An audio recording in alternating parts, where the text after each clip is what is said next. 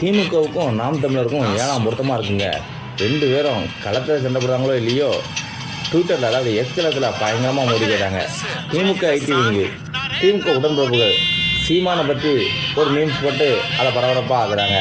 சீமான் தற்சமயம் எஸ்பி வருண்குமாருக்கு ஒரு மன்னிப்பு கடிதம் எழுதினார். அவர் வீர சவார்கர் மாதிரி மன்னிப்பு கேட்டார்னு. வீர சவார்கர் வரலாறு ஊப்பிகளுக்கு தெரியுமா என்னன்னு தெரியல, அப்படி ஒரு மீம்ஸ் போட்டு பரப்பிட்டு இருக்காங்க.